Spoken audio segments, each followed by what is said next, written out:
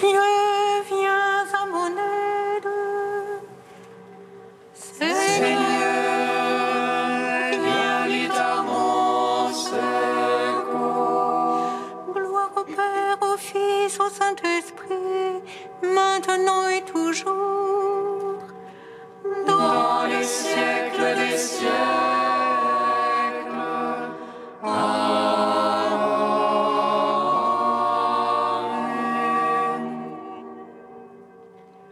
À la troisième heure du jour, Seigneur Tout-Puissant, sur les apôtres tu envoyas le Saint-Esprit, faisant ta bonté qu'ils ne s'éloignent pas de nous, mais renouvelle et illumine nos cœurs.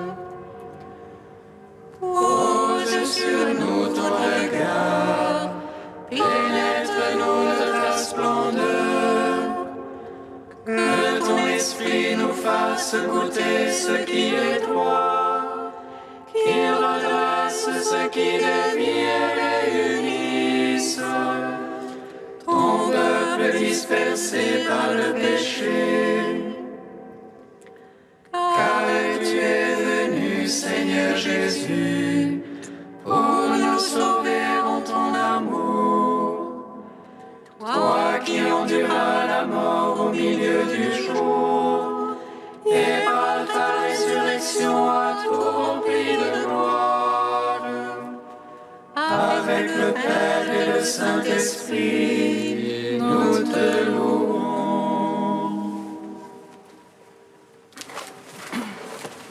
Gloire à toi, Christ Sauveur, toi qui brises les portes des enfers. Tu es la résurrection et la vie. Gloire à toi, Christ Sauveur, toi qui brises les portes des enfers. Tu es la résurrection et la vie. Prophétise à l'Esprit, prophétise, Fils d'homme. Viens, Esprit des quatre vents, souffle sur ces morts et qu'ils vivent. L'heure vient où les morts se lèveront à l'appel de ta voix. Gloire à toi, Christ Sauveur, toi qui brises les portes des enfers. Tu es la résurrection et la vie. Voici qu'au dernier jour, l'Esprit se tiendra à la porte des tombeaux. Et au signal, il réveillera ceux qui sont endormis. Il les revêtira de sa gloire et les conduira au Christ qui les recevra dans son amour. Gloire à toi, Christ Sauveur, toi qui brises les portes des enfers. Tu es la résurrection et la vie.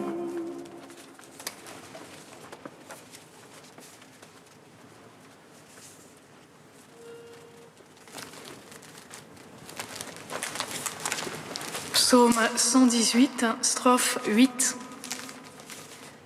Si vous gardez ma parole, vous connaîtrez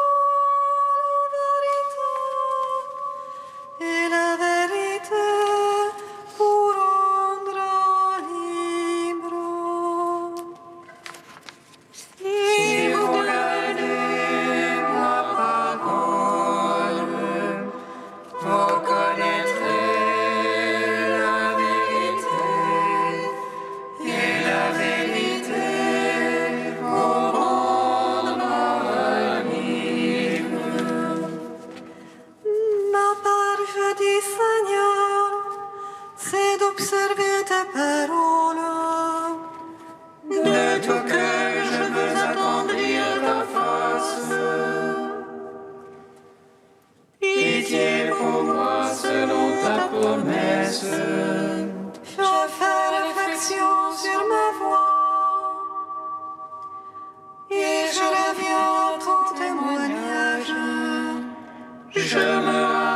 point ne retarde d'observer tes ordres. Les filets des impies m'environnent. Je n'oublie pas tes lois. Je me lève à minuit te rendant grâce. Pour tes justes jugements, Allié que je suis de cet fidèle, qui observe tes préceptes. de ton amour, Seigneur, la terre est pleine. Apprends-moi tes volontés. Gloire au Père, au Fils, au Saint-Esprit, pour les siècles des siècles. Amen. Si vous gardez ma parole, vous connaîtrez la vérité, et la vérité vous rendra libre. Psaume 10. Lève-toi, Seigneur, rachète-nous en raison de ton amour. Lève-toi, Seigneur, rachète-nous en raison de ton amour.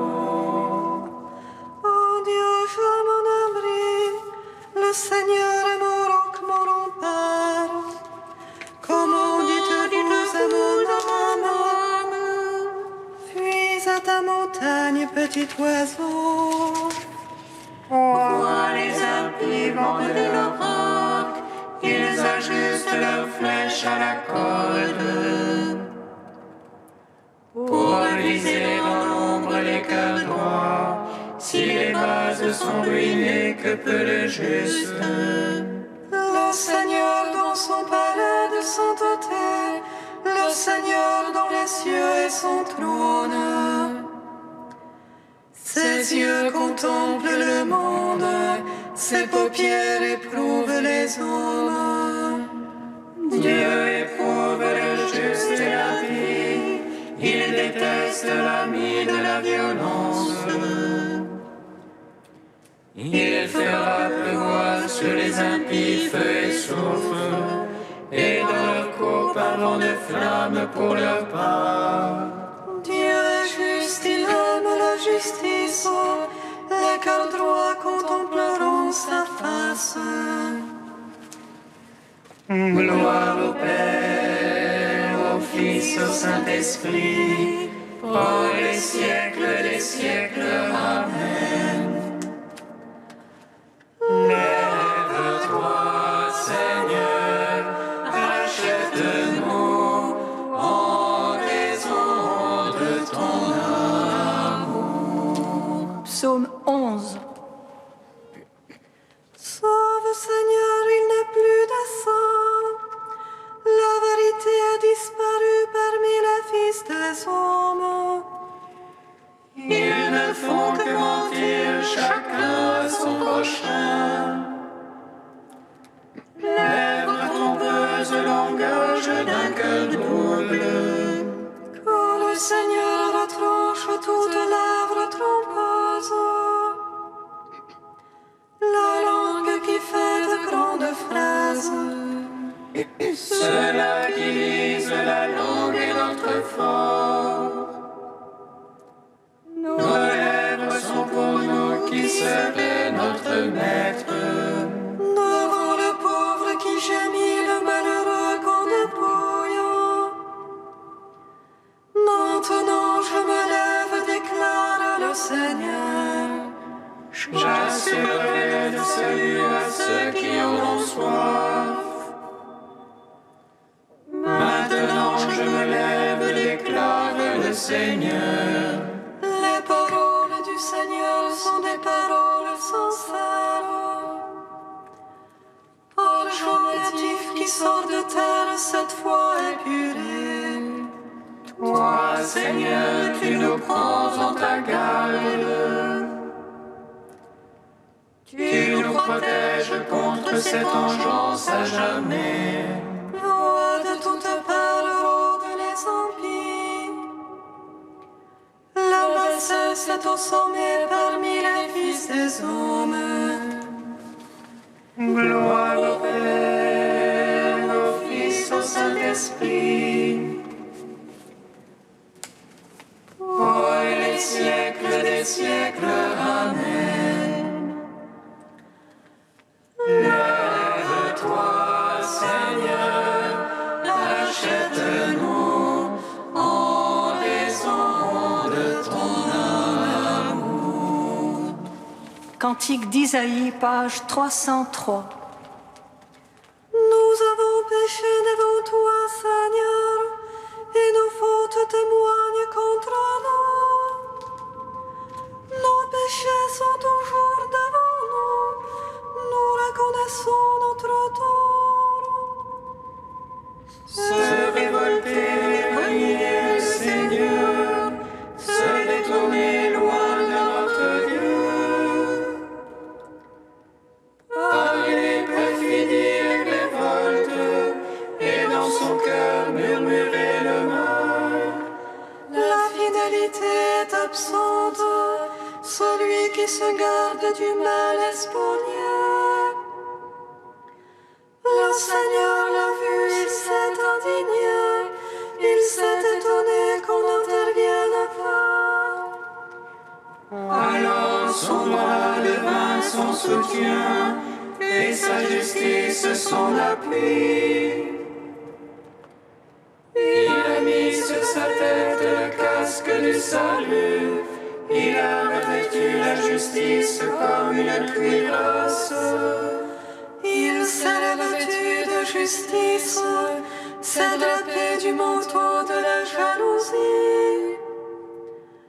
À chacun il va payer son dû et fera connaître sa gloire. En gloire au Père Tout-Puissant, à son Fils Jésus-Christ le Seigneur. À l'Esprit qui habite dans nos cœurs, pour les siècles des siècles. Amen.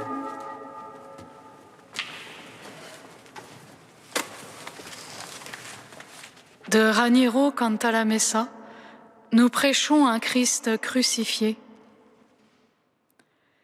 C'est par la foi qu'on entre dans une nouvelle création. Convertissez-vous et croyez, disait Jésus, partout où il passait au début de son ministère. Convertissez-vous, c'est-à-dire croyez, convertissez-vous en croyant. Entrez dans le royaume qui est apparu parmi vous. La conversion primordiale, fondamentale, c'est la foi elle-même. La foi est la porte par laquelle on entre dans le salut. Si on nous avait dit « la porte, c'est l'innocence », la porte, c'est l'observance rigoureuse des commandements, c'est telle ou telle vertu, nous aurions pu dire « ce n'est pas pour moi ». Je ne suis pas innocent, je n'ai pas une telle vertu. Mais on vient nous dire « la porte, c'est la foi ». Crois, cette possibilité n'est pas trop élevée pour toi, ni trop loin de toi. Elle n'est pas au-delà des mers, au contraire, la parole est tout près de toi, sur tes lèvres et dans ton cœur. Au fond, il suffit de dire simplement un oui à Dieu. Dieu avait créé l'homme libre pour qu'il puisse accepter librement la vie et la grâce. S'accepter lui-même comme créature bénie, graciée par Dieu. Il n'attendait que son oui.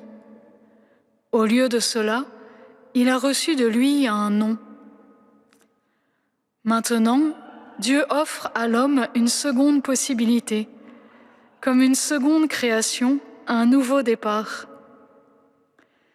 On lui présente Dieu sur la croix comme son expiation et on lui demande « Veux-tu vivre en grâce par lui, en lui ?» Croire consiste à répondre « Oui, je le veux » et devenir ainsi une nouvelle créature, son ouvrage créé dans le Christ Jésus.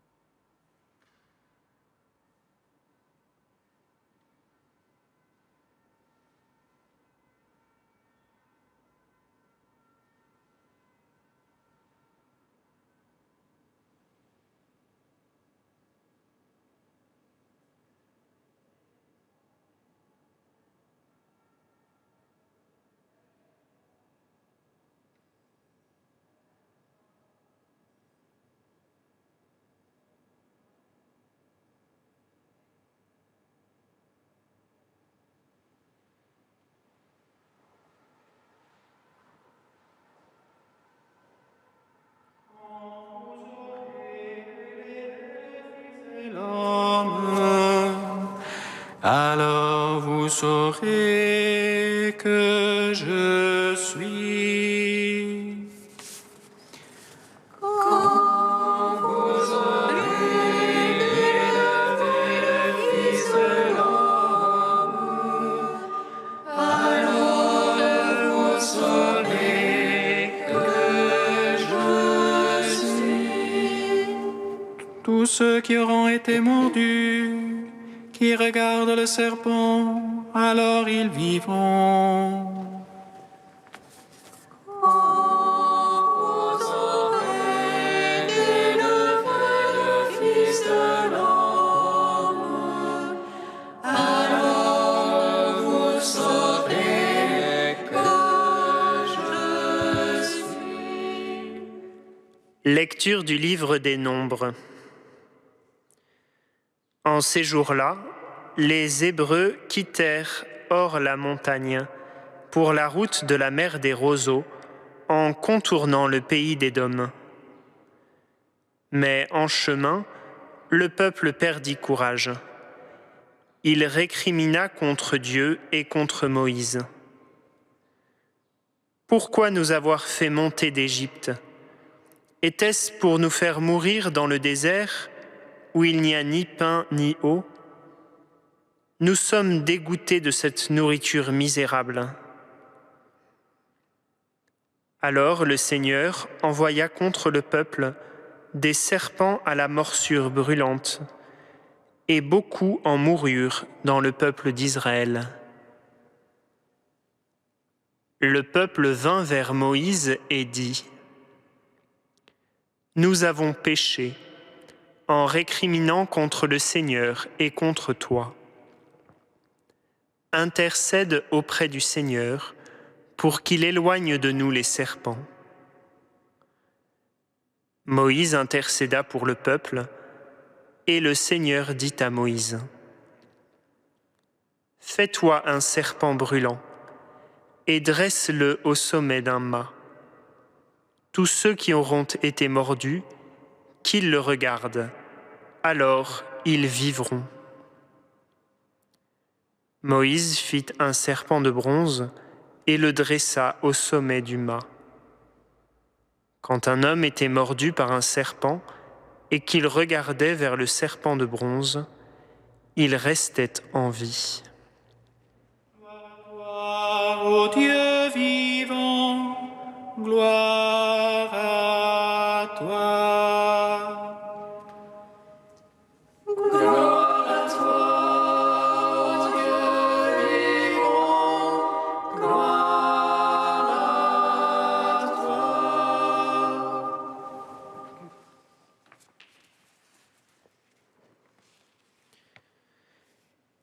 Aujourd'hui, la liturgie du Carême nous propose la lecture du livre des Nombres. Il vient nous rejoindre dans le désert tout particulier de notre Carême cette année. Alors qu'habituellement, la marche à effectuer à travers le désert ne prend que 2 semaines, elle durera 40 longues années pour le peuple d'Israël. C'est que le Seigneur veut faire de cette marche un lieu de purification, le lieu de l'entrée dans son dessein bienveillant. Dans le passage que nous lisons aujourd'hui, le peuple reprend la marche, mais il est obligé de contourner le pays d'Édom. Et le découragement, la critique, montent dans le cœur des Hébreux. Le schéma est toujours le même, habituel depuis le livre de l'Exode. Le peuple tourne en rond et perd patience. Il se met à murmurer contre Dieu et contre Moïse. Pourtant, ici, contrairement au passage antérieur, le châtiment du Seigneur est appliqué sans sommation. Des serpents viennent infliger des morsures mortelles aux membres du peuple décimés. Moïse, selon le schéma habituel, intercède en faveur du peuple auprès du Seigneur. Et là, le résultat de sa prière est étonnant. Dieu ne pardonne pas globalement, comme il avait pu le faire auparavant, en arrêtant les morsures mortelles des serpents. À la guérison collective, il offre une échappatoire individuelle qui engage une responsabilité personnelle et ouvre un chemin de liberté. Le Seigneur dit à Moïse : « Fais-toi un serpent brûlant et dresse-le au sommet d'un mât. Tous ceux qui auront été mordus, qu'ils le regardent, alors ils vivront. » Moïse fit un serpent de bronze et le dressa au sommet du mât. Celui qui avait fait tomber Ève et Adam dans les affres du péché et de la mort devient là le moyen choisi par Dieu pour guérir son peuple. Le serpent en lui-même est une créature. Il n'est pas mauvais en soi. À l'origine, le Satan, celui qui se met en travers de nos routes, l'a utilisé pour faire tomber l'homme. Dieu, à son tour, l'utilise aujourd'hui pour le bien, la guérison, le relèvement. Mais au-delà de l'objet et de l'animal, on sent bien que ce qui est important ici est bien plus la direction vers laquelle le peuple est appelé à regarder. Dans le murmure et la critique, Israël se regarde le nombril. Il ne voit que ce qui ne va pas, la faim, la soif, le désert interminable. Le Seigneur, ici, met le peuple devant sa responsabilité. Ceux qui sont mordus se retrouvent devant un choix libre. Ou bien continuer à se regarder et mourir, ou bien lever les yeux vers le serpent, c'est-à-dire vers un point plus haut qui dépasse son propre point de vue autocentré. La vocation d'Israël dépasse tellement les capacités humaines que s'il veut entrer en terre promise, il lui faudra lâcher prise, placer librement sa confiance dans le projet de Dieu qui l'a fait sortir d'Égypte. Cette année, particulièrement, notre marche de carême semble interminable. Il semble que nous ne verrons jamais la lumière de Pâques et ne pourrons de toute façon échanger la salutation pascale. Nous sommes dans le brouillard, incapables de nous projeter dans l'avenir. Le Seigneur nous rejoint précisément là, à travers ce texte. Il veut nous éduquer, nous révéler son projet, son plan de salut. Et cela passe par un lâcher-prise, un acte de foi qui nous fait reconnaître qu'il est Dieu, le maître de la vie. Alors que nous nous apprêtons à célébrer de manière très inattendue la grande semaine sainte, approchons-nous avec cette disposition du cœur. Là, Dieu pourra se révéler à nous et ouvrir d'inespérés chemins de vie.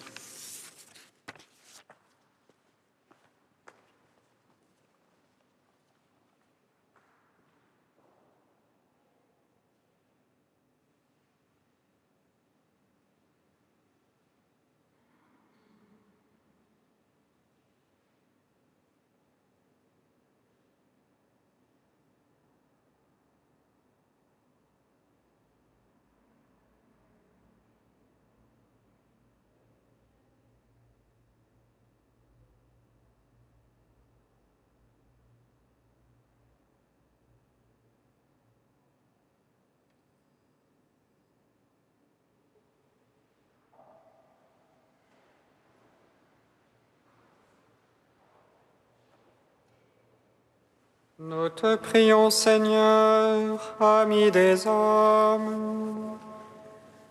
Nous te prions, Seigneur, ami des hommes. Seigneur, nous te prions pour les personnes malades, atteintes par l'épidémie et pour leurs proches. Aide-les dans leurs moments difficiles. Nous te prions, Seigneur, ami des hommes. Seigneur, nous te prions pour le personnel soignant. Aide-les à affronter leur surcharge de travail et garde-les de toute contamination. Nous te prions, Seigneur, ami des hommes. Seigneur, nous te prions pour les personnes isolées. Aide-les à vivre le confinement actuel sans désespérer. Nous te prions, Seigneur, ami des hommes.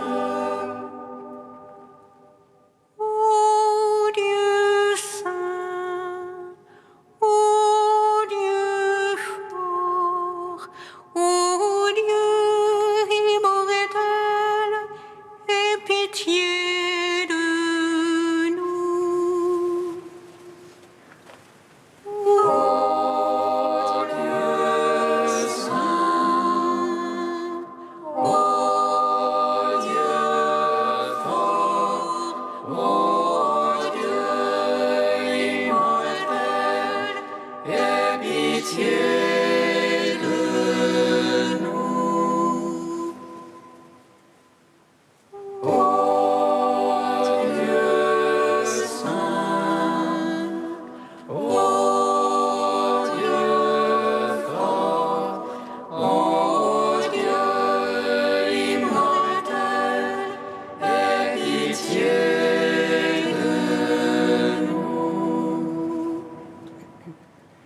Gloire au Père et au Fils et au Saint-Esprit, maintenant et toujours et dans les siècles des siècles. Amen.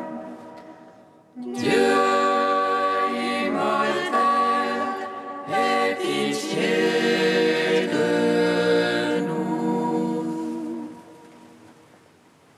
Ô Dieu saint, ô Dieu fort, ô Dieu immortel, aie pitié de nous. Comme nous l'avons appris du Sauveur, et selon son commandement, nous osons dire: Notre Père qui es aux cieux, que ton nom soit sanctifié, que ton règne vienne, que ta volonté soit faite sur la terre comme au ciel. Donne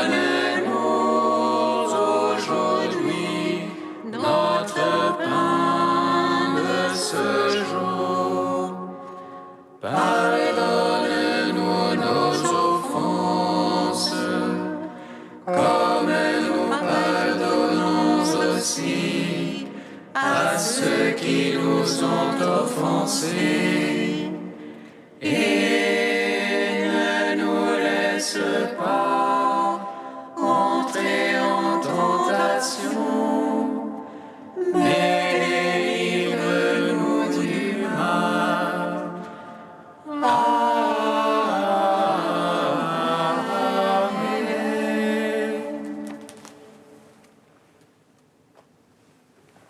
Seigneur, accorde-nous la grâce de persévérer dans ta volonté, afin qu'au long des jours, le peuple dévoué à ton service augmente en nombre et grandisse en sainteté. Par Jésus-Christ, ton Fils, notre Seigneur et notre Dieu, qui vit et règne avec toi et le Saint-Esprit, maintenant et pour les siècles des siècles. Amen. Bénissons le Seigneur. Nous rendons grâce à Dieu. Amen.